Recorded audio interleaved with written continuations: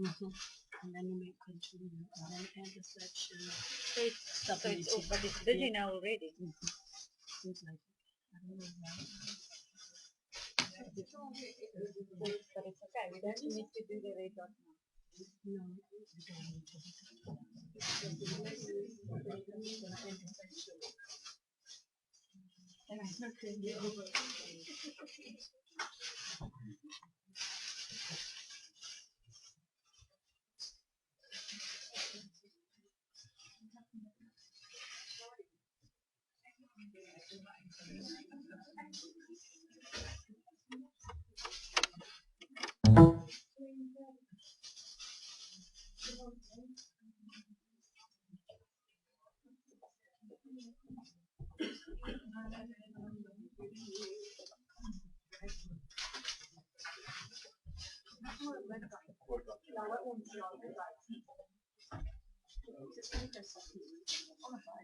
Maar jy sê ek moet hier bly staan. Ja, jy kan bietjie maar nie te ver. Dan ek weet nie of ek daai speaker of dan raak baie dom. Want dan vat mens al die PowerPoint saam met jou stem. Ja. So dis nie, ek neem nie jou af. Ja. Dit so as ek te ver gaan dan wil hy nie so. Is dit hierdie? Ek het nie idee nie, maar as dit hy is of een van die ander, dis net hier. Dis nie altyd so nie te ver, net daar net. Ek was nou hier by Monica, want die Den Bosch net nou tussen ons en hulle. Ek was nou kyk en dan het gesê, ja, krake moet reggemaak word, en eindelijk alles spelen krijg, dat mense vast nie in die en dan moet ons besluit, bedenk wat en hoe nou, dan is er iemand heel afhaas, dis het niet gebruik hulle die skap. Toen we beginnen was het maar zo op en dan had ik daar zo was het de financiële implicatie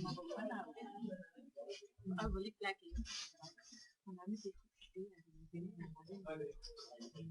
maar was niet echt verstaan wat eigenlijk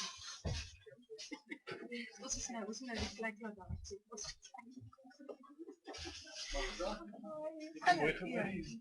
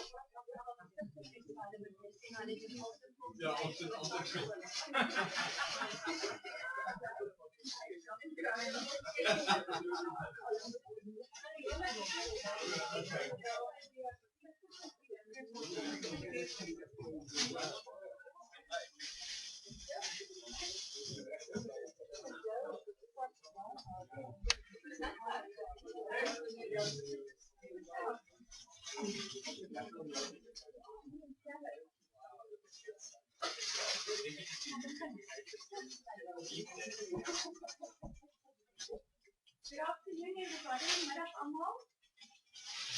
Welcome here at this Auxin session this afternoon. We just told each other when we thought about the date at the beginning of the year, we did not really realize it was going to be Easter weekend. So thank you everybody for coming back from the Easter weekend to attend the session. As you all know, those of you who attended Auxin sessions previously, Auxin sessions are aimed to create growth opportunities for lecturers at Stellenbosch University. It's windows for innovative teaching and assessment practices on campus. It's opportunities for academics to examine and deepen their knowledge about topics of own interest in the area of teaching and learning. And it's also a scholarship of teaching and learning route on becoming effective lecturers at our university. So we really have the privilege this afternoon of having Prof. Magda here. I don't think anybody, we don't need to introduce her to anybody, but Magda's been at our university for quite a number of years, and previously she also had leadership positions at other universities. So it's really quite a privilege, Magda, to listen to you this afternoon, and we're looking forward to interactive and productive sessions. The Auxin sessions, usually we have a roughly 20 minutes input from our presenter, and then there's time for questions and answers from the floor. And then we also discuss a short article based on the topic of today before we will talk about the road ahead for those of us who are interested. If I can just ask that everybody just make sure that you sign the attendance register there at the door before you leave. And then enjoy your brown bags while you're busy. So thank you, Magda. Thank you very much, Nicoline, and good afternoon, everybody. Goeiemiddag. Ek moet erken, die aanbieding vandag het my paasnaweek regtig bederf. Maar eintlik was dit baie lekker geweest om op te lees en na te dink oor hierdie interessante onderwerp wat Nicoline vir my gegee het, akademiese leierskap. So thanks for being here. I have 20 slides, so that means I have 1 minute per slide. So I'm going to go through them rather quickly. And I'm trying to pull a few strings together. So just stick with me as I go along, and hopefully in the end, everything will come together. Can you hear me? Okay. Ek gaan my best probeer. And then I'm going to use English most of the time, but of course you're most welcome to ask questions in Afrikaans. Right, and I'm also under strict instructions to stay here and not walk around as I would usually do because of the microphone, so I'll try to remember that. Topic then for this afternoon, navigating turbulent waters, academic leadership in times of change and uncertainty. And the turbulent waters, of course, refer to higher education currently in South Africa, but also internationally. Now, popular and academic texts on leadership and management abound. Similarly, much has also been written about academic leadership. And we can obviously approach this topic from different stances. So I would just like to say a few things as an introduction, then look at possible definitions for academic leadership, and then what in my own mind is very important for understanding where I want to get at, where I want to arrive at, is the context. The context matters. And what are the defining characteristics of universities as organizations? Now I'm going to take a quick look at 4 development phases of universities as organizations, how I see them, and there might be a lot of other ideas about this, and then come to the main point of discussion, distributed leadership as an alternative framework for academic leadership. Now, I must immediately say this is work in progress for me.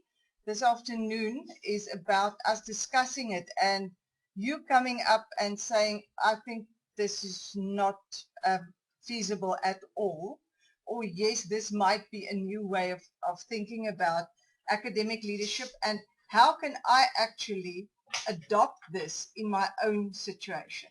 And I must say I'm very happy to see that we have people from faculties here, but also people from the so-called support divisions in our institution, because for me, academic leadership is about leadership in an academic environment, not only about leadership in faculties or research units or whatever the case may be. I'm also happy to see that some of you who are here occupy formal leadership positions, and I would like you to, in our discussion, come in and say how you think you might be able to apply some of these principles as a formal academic leader, and others do not occupy formal leadership positions. But the whole premise of what I want to share is that each one of us, wherever we are, whatever we do, actually have a leadership role to play. Right. So how can we then define academic leadership? Leadership, we know, is a generic concept. Lots and lots of books have been written about it, and it means different things to different people. And academic leaders have been called different things. Initially, primus inter pares, or first among equals. Lately, I think their role as coalition builders have become much more important. Some people would talk about academic leadership as herding of cats, or trying to get butterflies to fly in the same direction, or things like that. So already these terms imply the complexities and the challenges of academic leadership. In a 2008 Australian study that involved more than 500 academic leaders at 20 Australian universities, the researchers asked the leaders themselves how they would define academic leadership. And they came up with three possible definitions. They say academic leadership is the process of engaging people in change. There's 3 seats available here in the front. Okay. So it's the process of engaging people in change. So it's about things you do, things that happen, or it's a particular set of qualities or capabilities. And we know that that is the popular definition of a leader. Somebody with charisma, somebody with particular capabilities, and then very obviously that position then comes with power. Lastly, these Australian academic leaders said it's also about a group of people working in complementary and mutually reinforcing ways. And that definition referred then to the management team at the university, but I think we can also see it more broadly at different levels of the institution, groups of people working in complementary and mutually reinforcing ways. Right. Now, Middlehurst, sorry, there's a typo. Middlehurst has a definition that I personally like a lot, where she defines academic leadership as a process of social interaction, guiding individuals and groups toward particular goals. But then a very important caveat is that Middlehurst puts on that definition that leadership cannot be isolated from its structural and organizational content. Now, the moment you start looking at general leadership texts that you will find in bookstores, and you start reading them, you will find a lot that's true, a lot that can be applied in your own situation in the university. But very soon questions start arising because of the way that we do things differently at universities.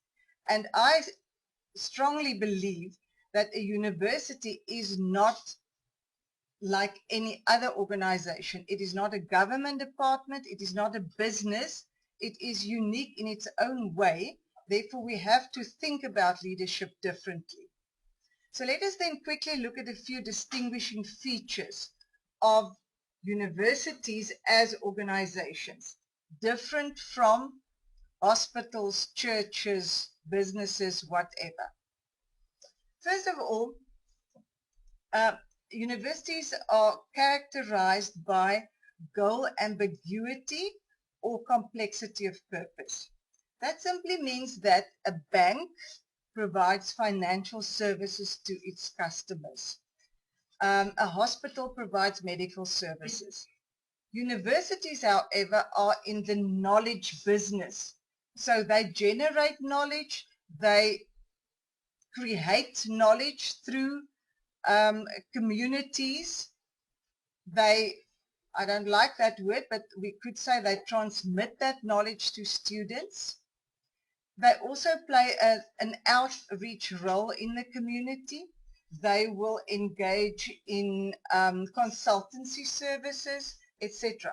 So there's actually a whole host of purposes that a university fulfills. It's not a singular one like many other organizations do.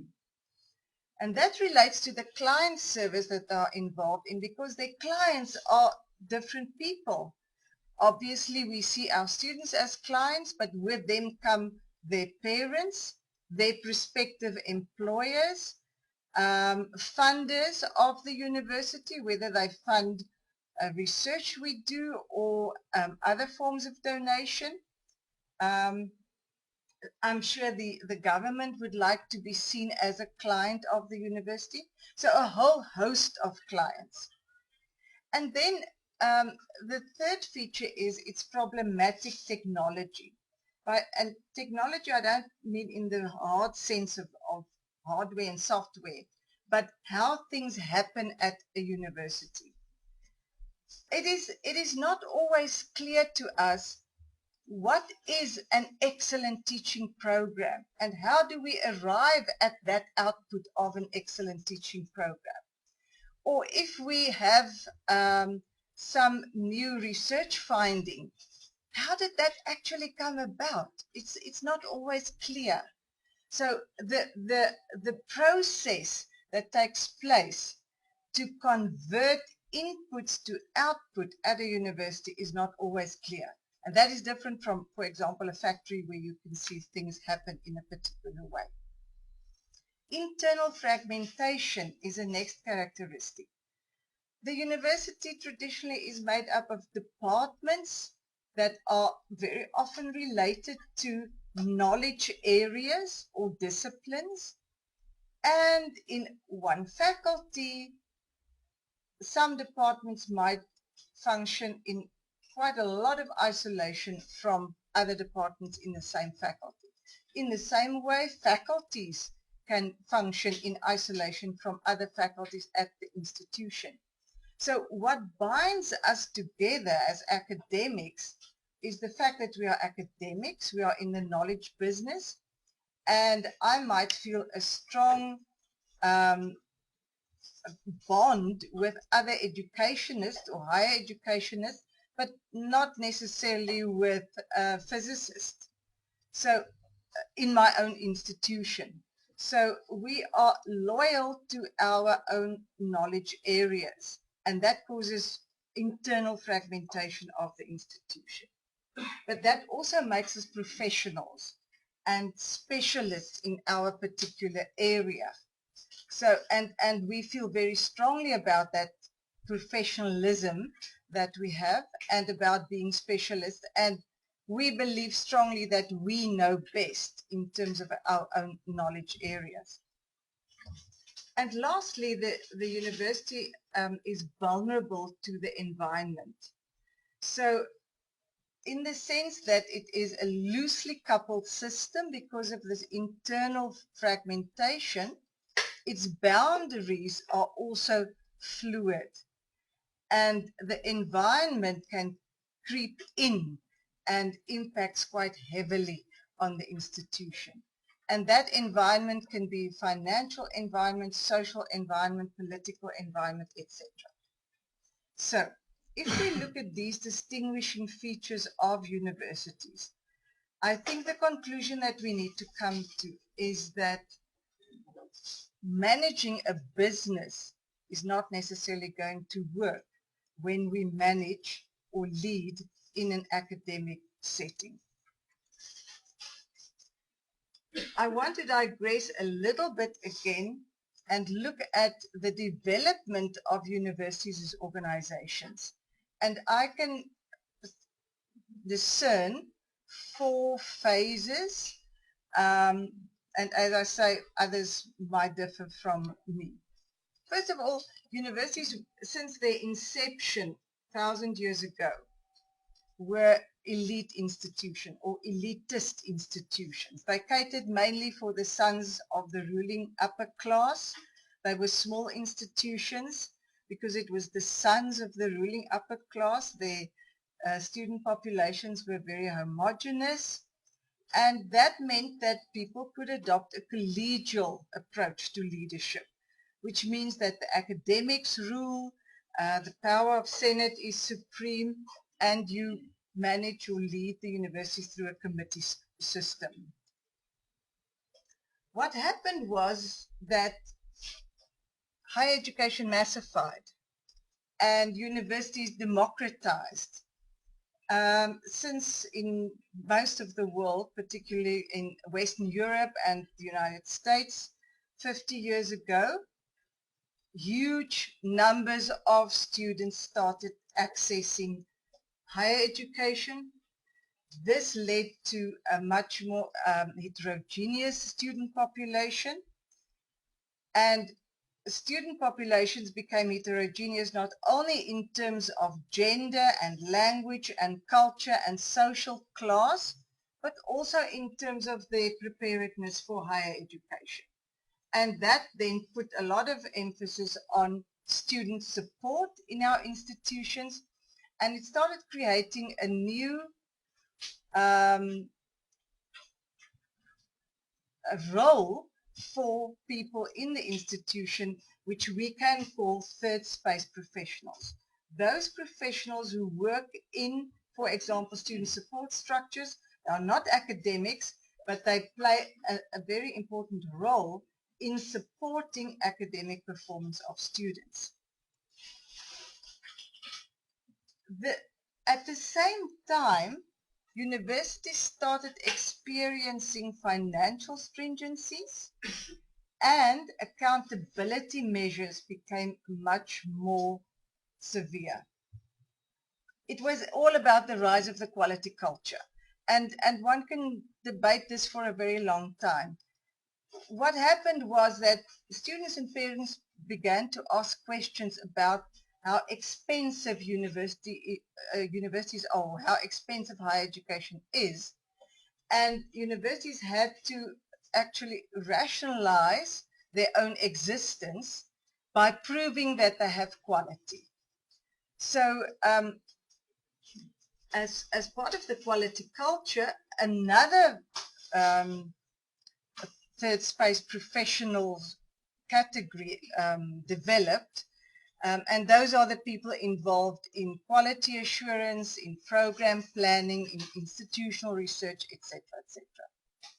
So what we are seeing then also is that whereas in the past we had academics, faculties, and then a small administrative component, it has now become much more fluid, with professionals not working directly in faculties, not teaching, not doing research, but playing a very important role in the entire management and running of the institution.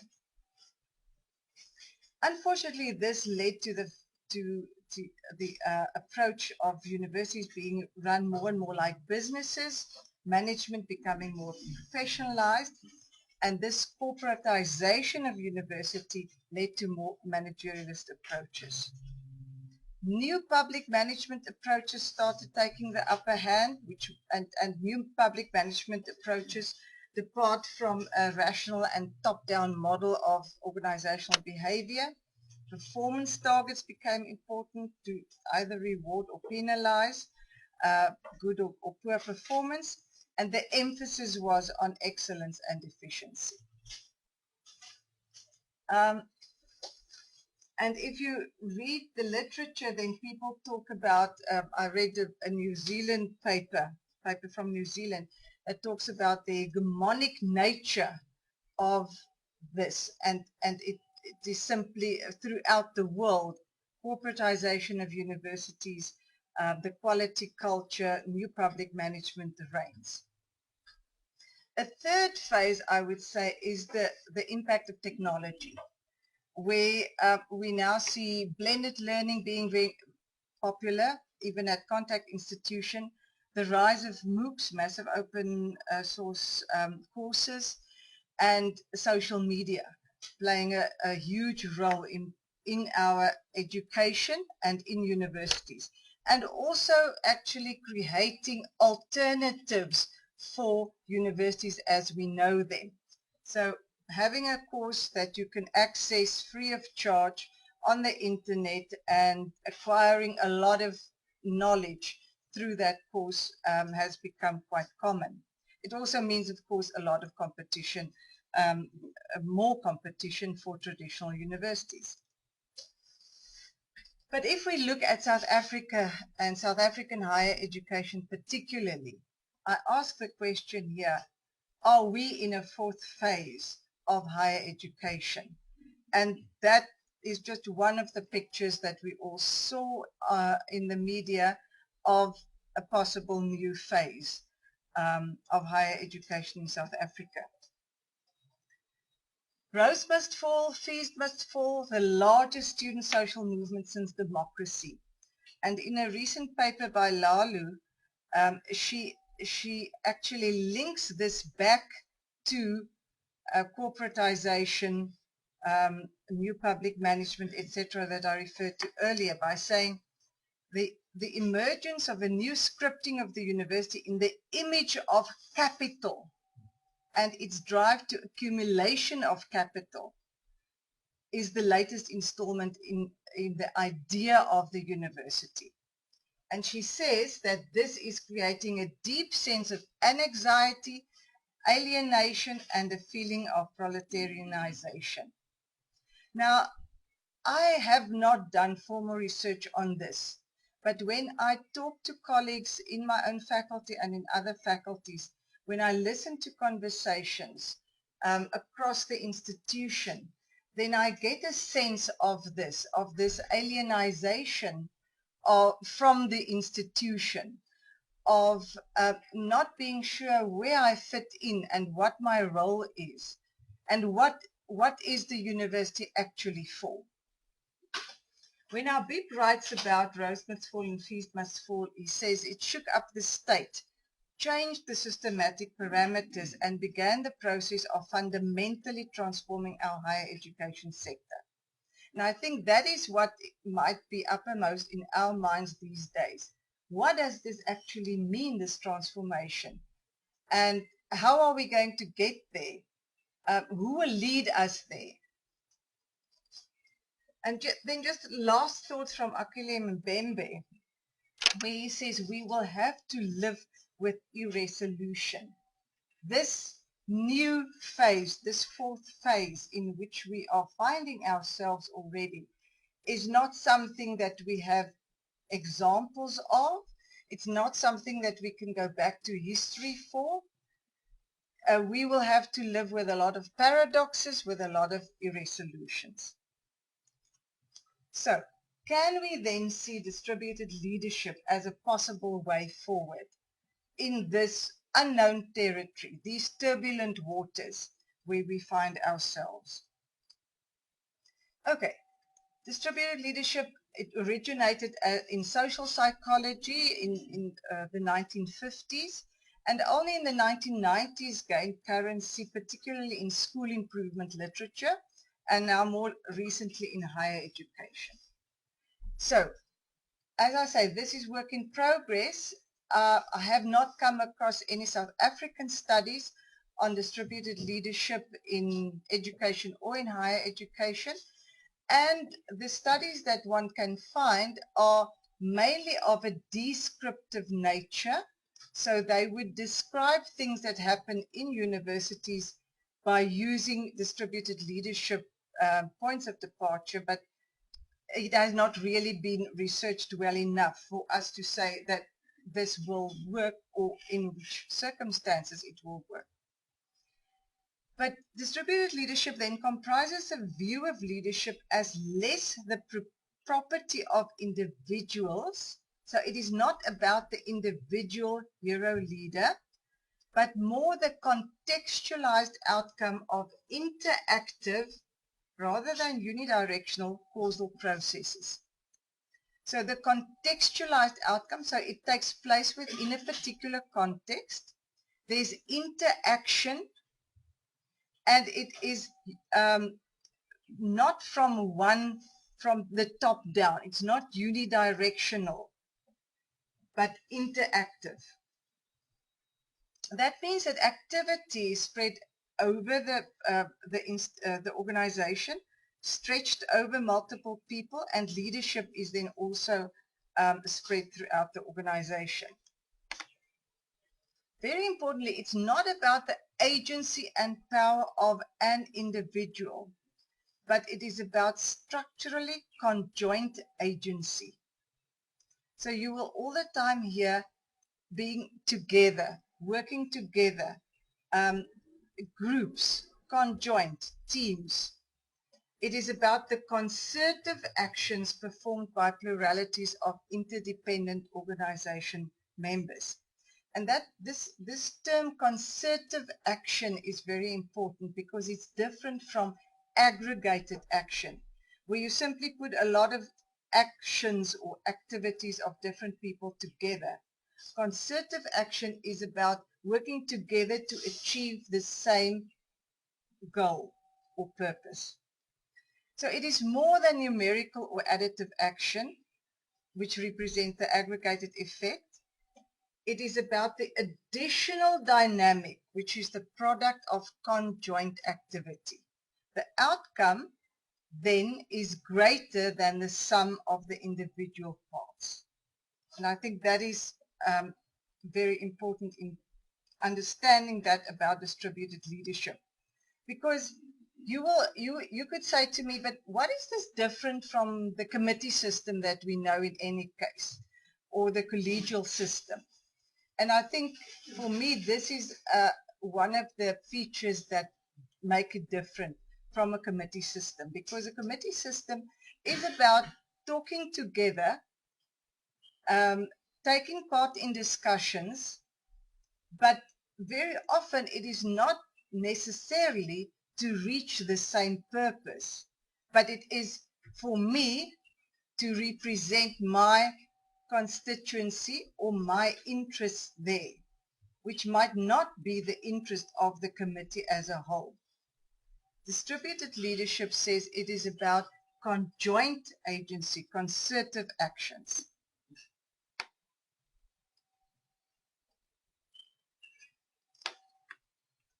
Gron, who has written the most about distributed leadership, identifies three patterns of concerted action. He says there can be spontaneous collaboration, or role sharing, or formal relationships. Now, I would just like to share three very simple examples from my own experience over the past couple of years.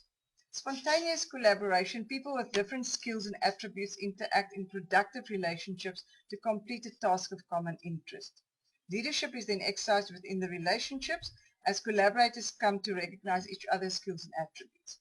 Recently, I worked with two other colleagues on a small research project, and which then culminated in a publication. I took the lead to bring the other two people on board. I said, listen, I think we've got this in common. Let's do some research on this.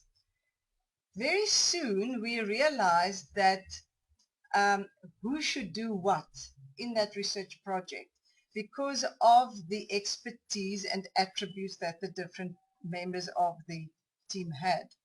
Even when we came down to writing the publication, we realized that each of us had different strengths that we could bring to the publication, and that is how the work was apportioned.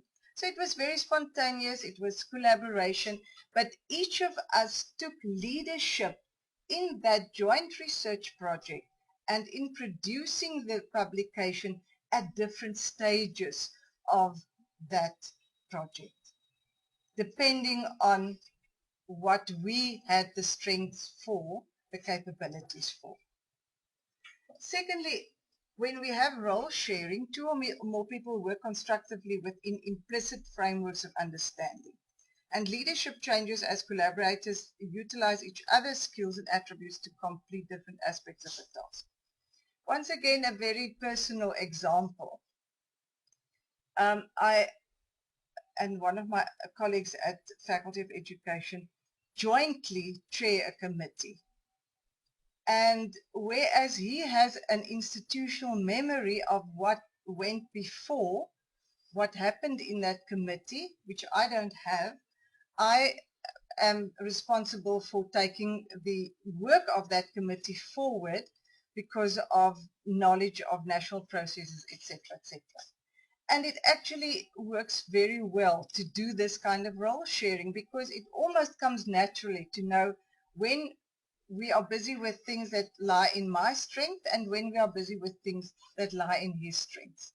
So it's then more formalized, but role sharing and sharing of leadership responsibilities arise naturally. And then lastly, one can also formalize this in formal relationships by working together in agreed structures and enabling leadership roles to be officially recognized. So the three distinctive elements of distributed leadership, and lots has been written about it, and I can give you a long list of references if you are interested. But for me, the three distinctive elements that make it different from other types of leadership is that it is emergent property, so it emerges from a group or a network of interacting individuals. So, and this contrasts with leadership as a phenomenon which arises from an individual. This is about a group of interacting individuals. Openness of boundaries. It is predisposed to widen the conventional net of leaders. So it is about asking oneself all the time, which groups or individuals are to be seen as contributors to leadership? If we think in our own institution, it means that even in an academic environment like a faculty or an academic department, it's not necessarily only academic leaders that can take on leadership roles, but people with expertise around first-year student support might take a leadership role within a particular project. Or students, when we start talking about decolonizing the curriculum and what it means, is it possible that students might take a leadership role? So it is about opening up the boundaries in terms of how we see leadership. And lastly, it's about leadership according to expertise. So the varieties of expertise are distributed across the many, not the few. It's not only us as academics who are specialists in terms of our own knowledge areas who have all the expertise. There are numerous distinct domain perspectives and capabilities that can be found in individuals spread throughout the organization. If we bring these together, it is possible to forge a concerted dynamic which represents more than the sum of individual contributions. It may be top-down, when senior leaders distributed leadership functions. It may be bottom-up and spontaneous, but it always leads to a division of labor that takes account of the skills and attributes of community members. And, very importantly, the requirements for leadership on specific aspects of a task. What kind of leadership do we need now at this particular moment in time when we do this particular task or project? Lastly then, what could distributed leadership mean for us in these times of change and uncertainty? I think first of all, for me, it means less focus on the so-called hero leader. I find it very interesting that people would say, so what is the university going to do about this? And then I ask myself, so who is the university? Who should do something about this? It is us. We are the university. We should do something. I don't think I really feel so sorry for our top management at this institution, because they are too confronted with situations that they don't have experience of. Every single day almost there's new things. How do they know how to handle it? I think it is about all of us, leadership emerging from our networks of interacting. All of us are the university, and all of us should play a leadership role. It's also about a greater acknowledgement of the contribution of a wider range of stakeholders in role plays. It's really about opening up the boundaries, listening also to, for example, students, listening to parents and their fears about their students, their children's future. And because of the concerted dynamic, we can start generating together a vision of the future university. And that vision will be more than the vision of the Vice-Chancellor. It will be more than the sum of our individual contributions. It will be our vision and taking this university forward to achieve that. Thank you very much. Questions?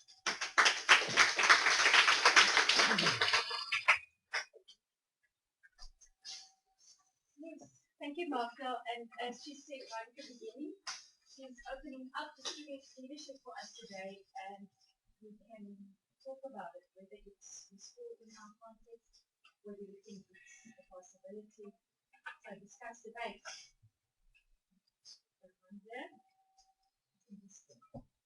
Okay, so it seems to me it's almost like type of culture in a way, because this is how the group acts.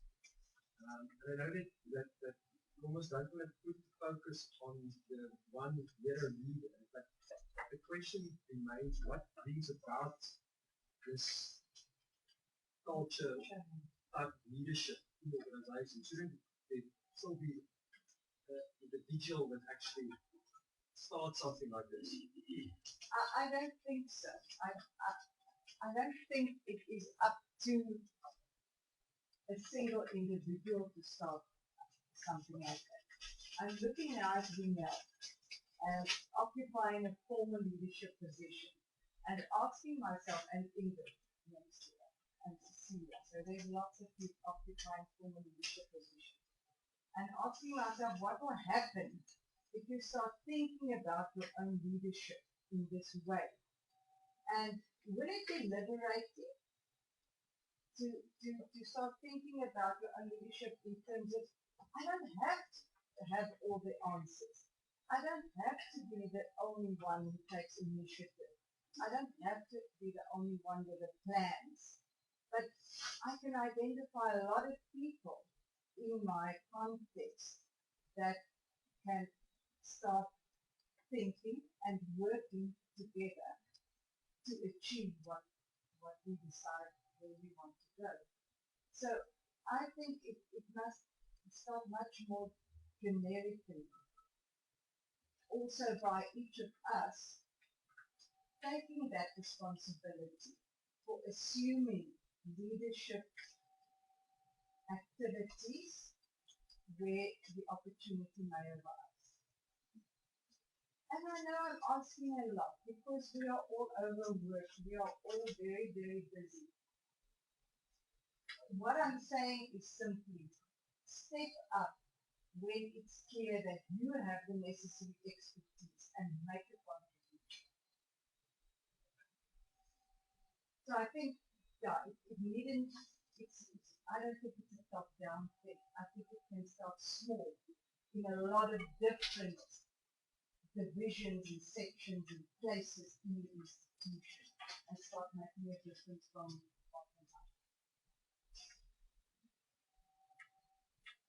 Can I just ask, when you ask the question, just say who you are and really. No, I'm not there That's anymore. fine. I know you're more comfortable over here.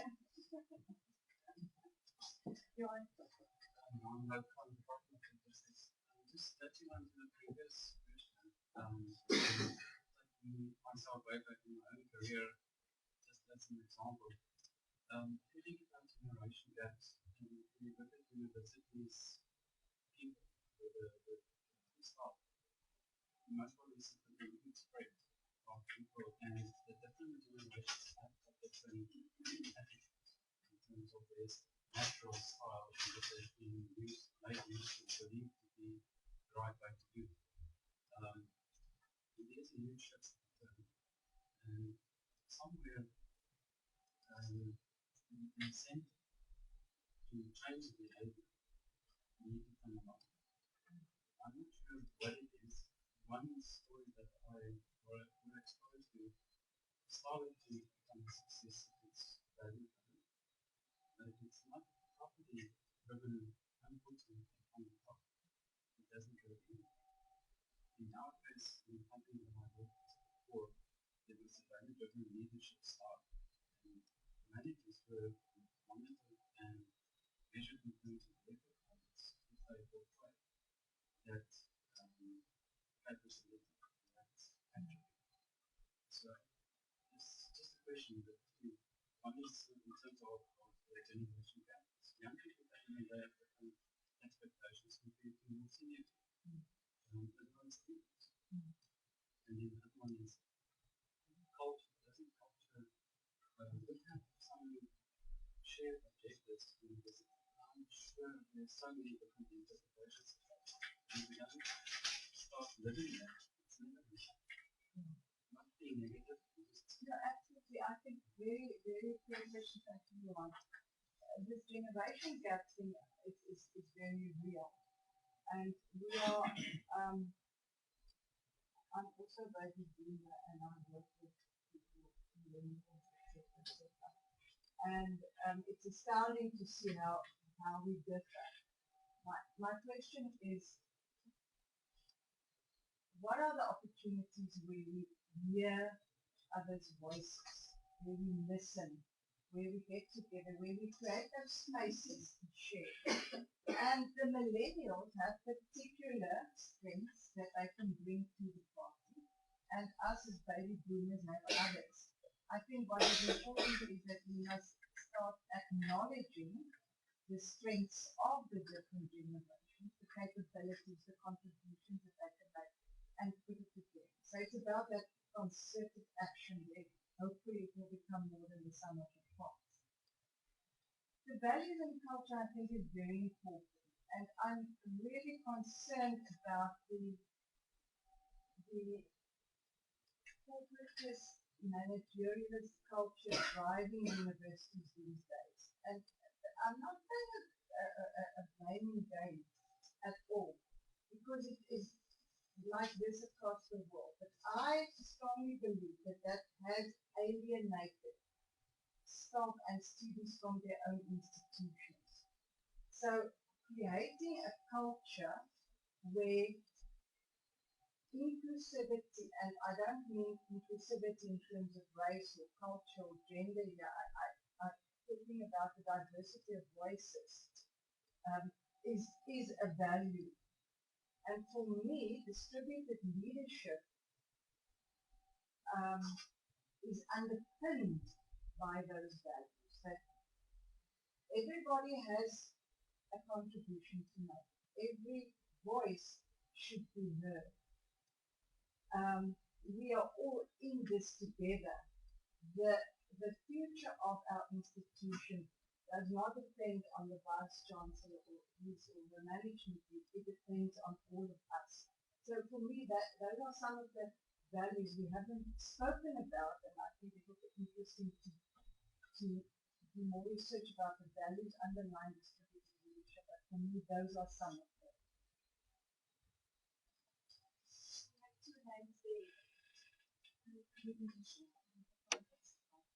I'm curious about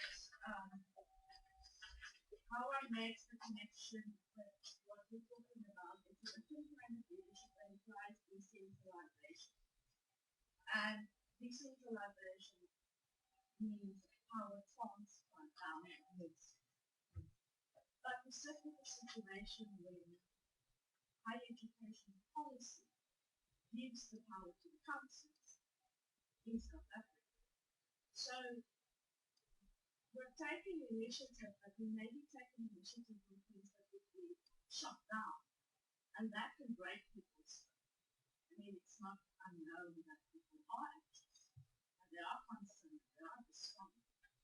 And I like the idea of it, but I'm very conscious of the fact that there are interests at a level that we cannot affect. And those interests are diverse in themselves within. And I think that is a very big challenge for us as university, and especially for Seminary, is how do we get something, how do we give ourselves courage to take leadership roles when we could potentially just be shut down immediately by the people who are given the power to decide on national legislation. Thank you very much. I think that is a crucial question. So you are bringing in the whole aspect of governance and the role that that plays and the power of governance structures in our institution. When we think of governance structures in the institution as a whole, we have council and we have senate, that is the academic voice of the institution. And Stellenbosch has a traditional senate consisting of 2 professors.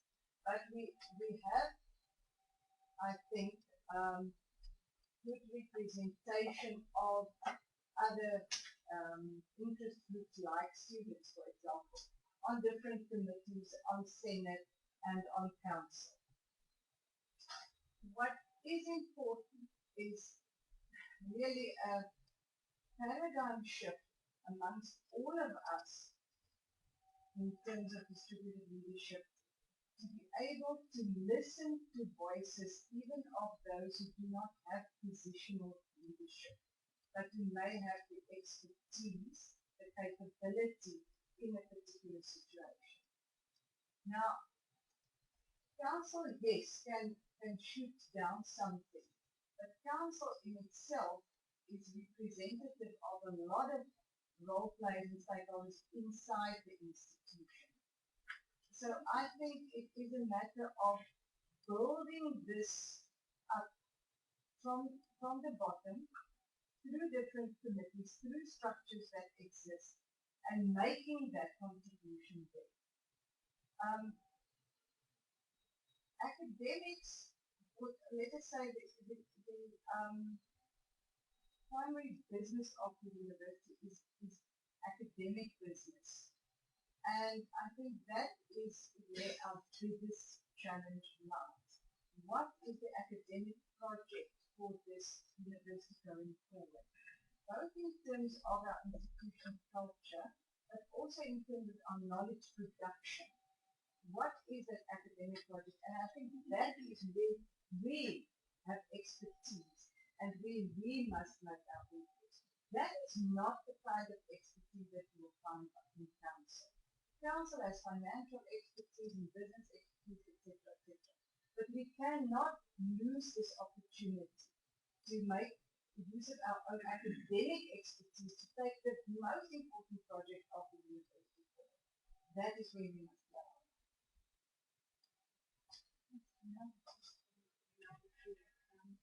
I think I want to latch on to something that Auxin said in terms of culture and organization culture. What becomes in this question is the role of change agents in various environments. And the change agent role is not necessarily linked to your academic status and your position of leadership, for example. And I think that is important for those that do have the leadership positions to reinforce through their own leadership style that all voices should be heard. And one voice is not necessarily louder than the other. I think it is important to distribute a sense of openness for the people's contributions, where they have expertise in various ways, And I think that is the mind shift change that you are advocating nowadays. That people should be open that other people within their environments at various levels have got expertise that will push the agenda forward. You can just recognize that expertise and provide a platform for those contributions to be made. That is what I believe. Economics, I'm very fortunate that I've been working in the sector for decades. What the reality is exactly that we have always had a very open leadership, very open. Anybody forward ideas. It's really your senior or the most junior. We always encourage the junior. So it's really a culture that develops with trust in everybody that we're doing the best that we can. And we know we have different expertise. And something comes with an idea and say, let's run with this. It could be a junior. And I can give you an example. Incredible success. Just giving people the opportunity to come with something, and they have they know that they will be supported, so they create something. They're not going to just, okay, you do, you support them. And then it's very encouraging. And then you really find we have brilliant people. Make use of this. It's not one leader that makes it part of the faculty. It's every one of them. Just learning and giving them the opportunity to use those skills. Thank you very much for that, Andre. I think that is so important. And that is why I started off by referring to the characteristics of universities, because universities are made up of a lot of specialists who have a lot of knowledge and change can play a role. I think it will be interesting to kind of do a case study of your department around distributed leadership and whether people think of it in these terms or not. But you also said a very important thing that refers back to culture and values that we talked about earlier, and that is trust. And I think it is so important that, and you said, we must trust everybody that we are all working together for the good of our department, for our organization. And I think that is very important. There's one sentence from that I just wanted to highlight from one of the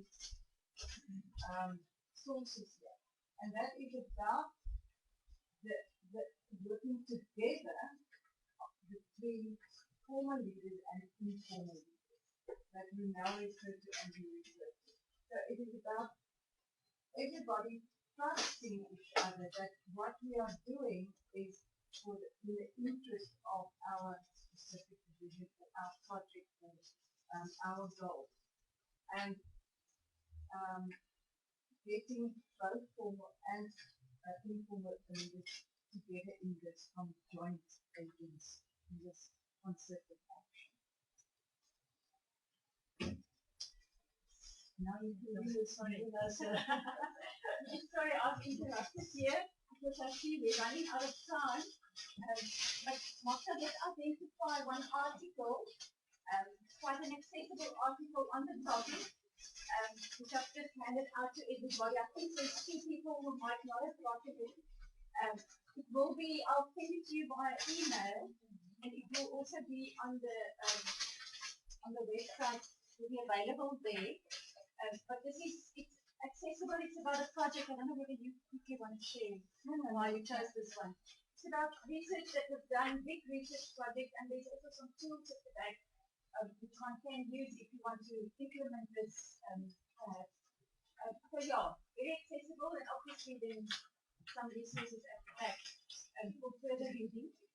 But before we go any further, I would just like to know whether anybody in the room would like to continue these discussions on academic leadership, and specifically then distributed leadership at Stellenbosch University.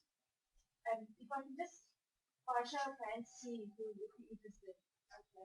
Thank you very much. So what I will do is I will send an email to everybody who are here today, and then you can just by reply email let us know, and then we'll follow up with that. So as a group, when we continue with this, we call it a FIG, or Focused Interest Group. We could study literature, we could just discuss what's happening, maybe we practice there from economic side. We could get guest speakers from other areas in, maybe somebody from the city or wherever. So we can really delve deeper into this as a focused interest group and see where we can go with this topic. So I'll send an email which you can then just respond to. And then I would just like also each of you, if you could complete a feedback form for us about the day. These Auxins are paid for by the Skills Fund of the University, and we need to keep them records and feedback forms and everything. So if you can just complete that, and then you can just leave it on the table to get ready.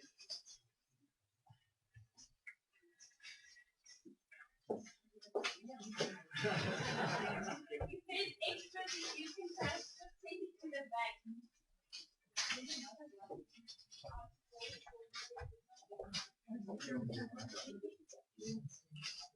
Extra feedback forms. Here's another article.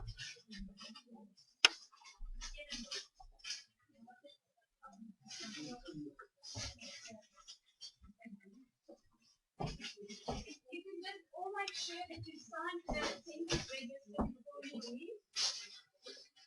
And then what remains is to thank Magda from my side, from the CTL side, and I think from all of your side. And what we usually do is we give the presenter of the session a coffee mug from CTL. So whenever they drink coffee, they will remember this session. And we will then be in contact again for future sessions and future interest groups on this topic. Thank you very much for everybody. And enjoy your life. Ja, ons het gedink as jy nou drink, dan gaan mense veel van wat kry. Ja. Verkeerd is so. Ek was mal oor 'n week. Ek was net 'n koppietjies daar by Auxin. Irriteer my baie. Dis sal nou joune wees. Okay, nou moet ons 'n bietjie daar stap.